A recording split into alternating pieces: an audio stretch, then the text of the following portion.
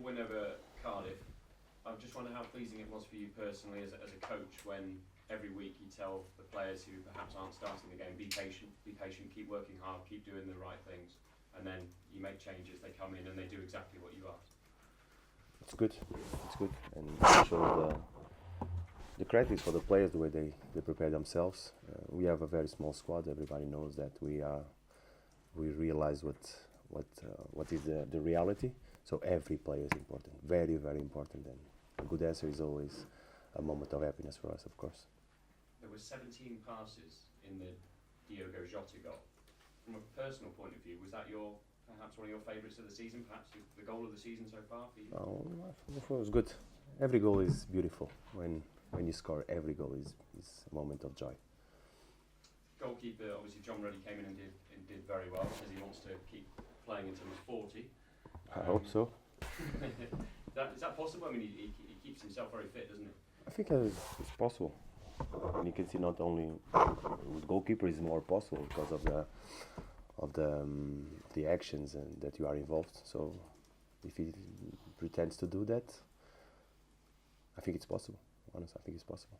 And in terms of, I guess, preparation and getting him in tune for the Manchester United game, did that work? And will it now?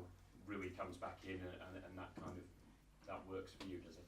Yeah, it was very clear. The decision was made, and I was very clear on what was the idea and the intention. Pleased because John did a very good game, very good game, very confident, very stable. That's what we were looking for. And like you say, now we play Chelsea. We focus on this game. How is everyone fitness-wise? Everybody's okay. The win over Chelsea in December, it brought to an end, I think it was a run of games where you found it a little bit tough. And you said after you wanted to maintain these standards, and you certainly did that, and you have done since. Is that how you feel as well, that you set them that target, and that actually since then, pretty much every game, you have maintained those high standards? Is the more difficult part in football, is to achieve that consistency through your performance during such a tough competition, and because you face so good opponents, so it's very hard. It's always challenge, but it's one of the things that we'll be trying to do. That was a very important moment because it ended up a very bad moment, a run that we had. So it was a turning point on the competition. But you know that it's always up and downs, and when you have something that doesn't work out, it's about bouncing back and recovering these standards again. We made that against Cardiff after a bad performance, so let's sustain this consistency. Let's look to challenge ourselves on Sunday. What's the key to, I guess, affecting Chelsea, playing your own game and beating them again? We don't think about beating them. We look at Chelsea and we know what we're going to face. Fantastic players, fantastic manager, ideal football, very difficult, but we have to try and be focused on what you can do to prevent Chelsea to play. Is one of the important aspects on the game. Then, when you have the ball, you have to play, of course, and we know how to play. But to avoid Chelsea to be comfortable during the game is one of the strong aspects. Just finally, for you, it's International Women's Day today. Can I ask you, please, who the most important women are in your life and why, please? No, I'll not answer that question. Just wishing all the humans, the ladies, a very nice day. Thank you. Nuno, you and I talked a lot about the small squad you've got here, but you've made 5 changes against Cardiff, and it was still a really impressive performance. Has that made you confident that you've got a lot of strength in depth? Depth, no, but strength, yes. Strength, yes. We made a decision very clear in January. We reduced a lot of aspects and made us take that decision, but honestly I think was the right one because it allows every player of the squad to really be involved and have minutes of competitions.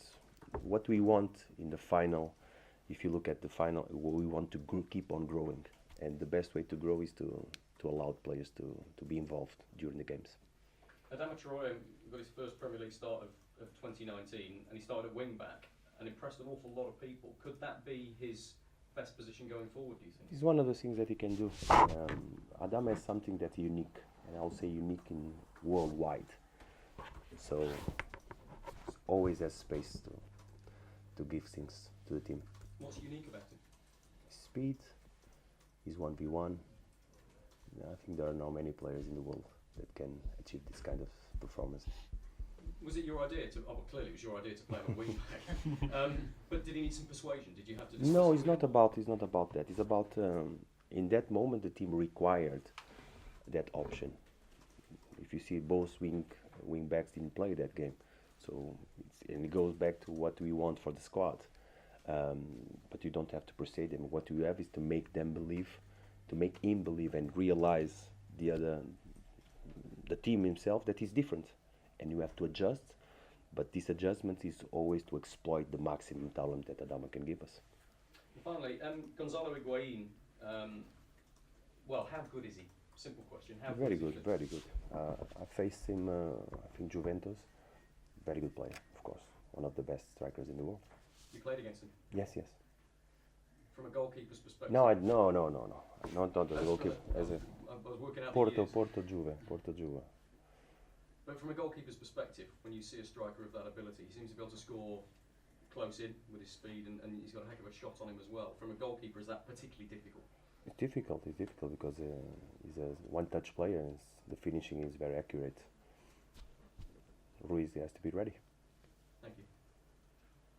Nuno, we've talked on a couple of occasions about the players who came in last week and how useful it was for them. For those who have started more often and came out of the team last week, like Rui Patricio, was that break useful for them too at this stage of the season? I think so. During a cycle of 3 games during a week, the third game is always the one that requires more attention for us. So the decision was made.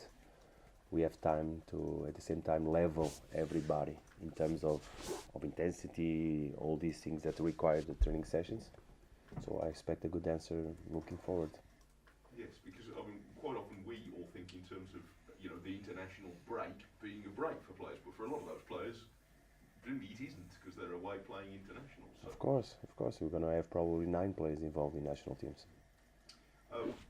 So when you've got those situations at this stage of a season where they've played a lot of games for club and country, bearing in mind what you said about reducing the size of the squad, was that a calculated risk in a sense that you haven't had many injuries, you've been very good at keeping them to a minimum?